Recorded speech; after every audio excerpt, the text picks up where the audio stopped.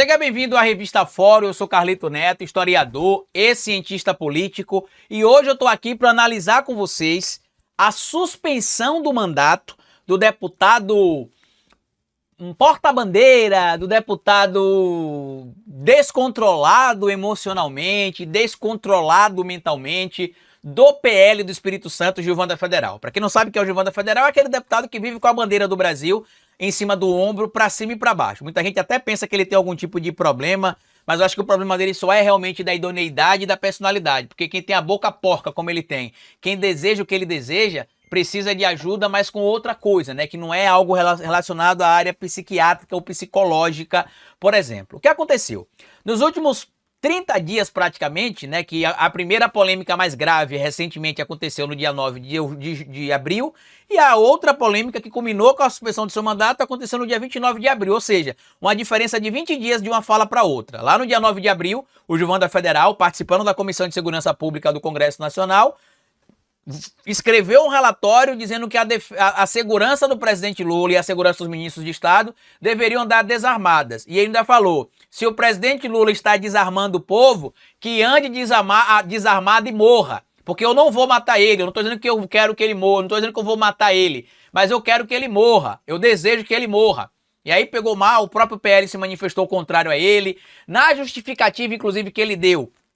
Quando ele começou a falar, ele disse que muita gente vai dizer que a gente não pode desejar a morte de ninguém. Eu não sou pastor, mas no meu gabinete eu tenho pastores que me orientam. E aí citou uma passagem bíblica para justificar o porquê que ele poderia sim desejar a morte do presidente Lula. E aí o Flávio Bolsonaro se posicionou contrário a ele, vários representantes do PL se posicionaram contrário a ele. Ele veio a público e disse que se exaltou, que passou do ponto, que reconhece realmente que errou, mas que não aconteceria aquilo de novo. Quando chegou agora, no dia 29 de abril, na semana passada, na terça-feira, foi terça ou foi quarta-feira passada? Deixa eu ver aqui exatamente. Foi na terça-feira da semana passada, ontem fez 8 dias. O Gilvan da Federal, no meio da discussão ali política, chamando a atenção, além de atacar o ministro Lewandowski, que estava educadamente ouvindo todo mundo falando ali, disse que a ministra Gleisi Hoffmann era uma prostituta do caramba.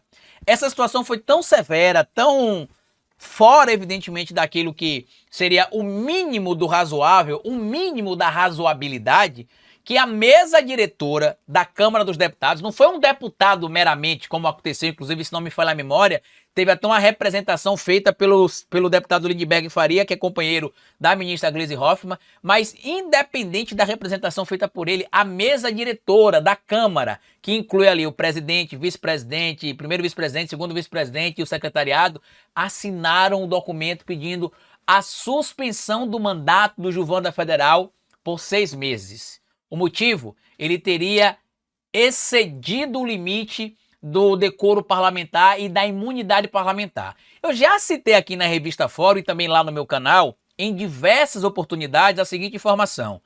Todas as vezes que vocês virem ou ouvirem um parlamentar bolsonarista alegando que aquilo que ele fez é protegido pela Constituição, é protegido pela imunidade parlamentar, ele tem 100% de certeza que ele cometeu o crime e que aquilo que ele fez ou falou não está respaldado na Constituição. E a gente mostrou aqui que a mesa diretora tinha pedido a suspensão do mandato dele, né, por 6 meses. Ele até conseguiu ali um benefício porque o deputado Ricardo Maia, que foi quem acabou assumindo a relatoria desse caso, que é do MDB da Bahia, reduziu a pena de 6 meses para 3 meses. Então ele acabou tendo a punição pela metade. Muita gente até falou assim, Carlito, mas a punição foi muito pequena. Hoje mesmo, quando eu estava participando do Fórum 11h30 com o Adri e com o Rovai, o pessoal estava comentando no chat, né? Ah, mas a punição foi muito pequena, 3 meses não é nada.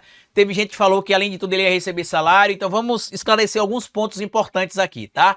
Primeiro, ele não receberá salário. Quando ele é suspenso do mandato, quem assume é o seu suplente. Então ele ficará esses 3 meses suspenso sem receber salário. Primeiro ponto. Segundo ponto, a punição mais grave que pode acontecer para um parlamentar antes da sua cassação é a suspensão do seu mandato, porque ele pode ter a censura, como aconteceu com o da Cunha, que fica impedido de falar e de presidir comissões, por exemplo. Pode ter a suspensão, que o indivíduo se afasta do mandato e depois, se afasta não, né? É afastado neste caso. E depois você tem a cassação. Tanto que A situação envolvendo o Gilvan da Federal já foi tão pedagógica que até os bolsonaristas mais histriônicos começaram a ficar mansinho. O Gustavo Gaia, que sempre que pode ultrapassa o limite, estava mansinho na comissão de ética ontem. O Paulo Belinski também estava mansinho na comissão de ética ontem. E vários outros parlamentares bolsonaristas que são bastante conhecidos por serem espatalhafosos ali durante a participação no Congresso Nacional, em comissões ou no próprio púlpito da Câmara, simplesmente baixaram o tom. Porque vocês vão lembrar que o Hugo Mota, em fevereiro ainda, falou o seguinte: vocês estão achando que o presidente dessa casa é frouxo. Eu vou até ler o que ele disse aqui, quer ver? Hugo Mota. Aqui, ó. Só pra gente dizer ipsis literis o que ele disse aqui, ó.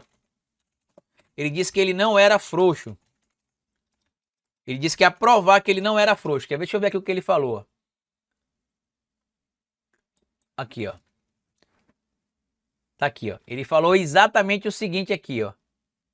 Vamos lá. Entendo o ambiente turbulento político que o país enfrenta diante dos últimos acontecimentos, mas quero dizer que se vossas excelências estão confundindo este presidente como uma pessoa paciente, como uma pessoa serena, como um presidente frouxo, vocês ainda não me conhecem. Ou esse plenário se dignifica de estar aqui representando o povo, ou nós não merecemos estar aqui. Aqui não é o jardim de infância, disse Hugo Mota.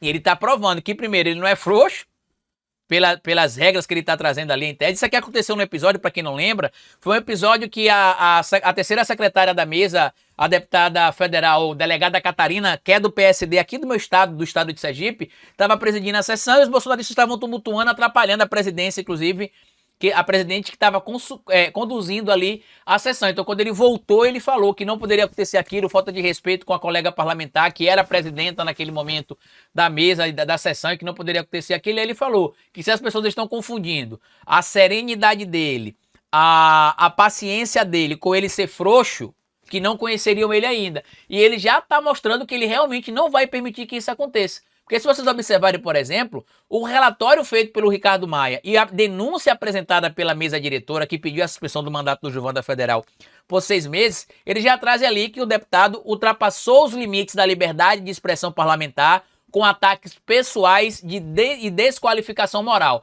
A gente já explicou aqui que seria muito fácil para o parlamentar simplesmente sair xingando todo mundo, atacando todo mundo, cometendo todo tipo de crime, e quando fosse se cobrar dele a aplicação da lei, ele falar: tô protegido pela imunidade parlamentar. Peraí, se todos são iguais diante da lei, por que uma pessoa tem direito de cometer crime e outra não tem direito de cometer crime porque está ocupando um cargo ou outro?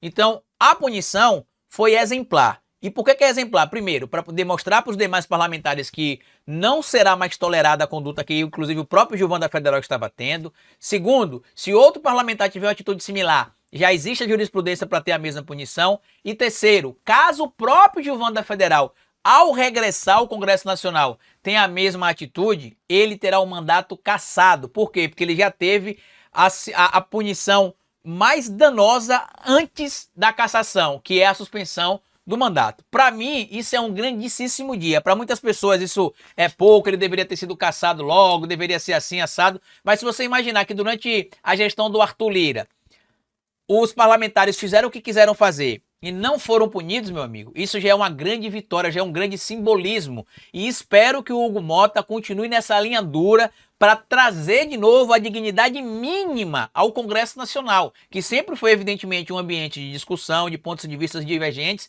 mas na maioria das vezes de respeito ao próximo, e não o que está acontecendo agora, que virou basicamente um cenário de blogueirinhos e blogueirinhas para gravar vídeo para a internet atrás de like, destruindo a imagem que já é fragilizada do Congresso Nacional para a população brasileira. Comenta aqui se você ficou feliz com a cassação desse indivíduo, ou melhor, com a suspensão do mandato desse indivíduo, e o que é que você espera para o regresso dele, né? O que é que você acha que vai acontecer quando ele voltar para a Câmara.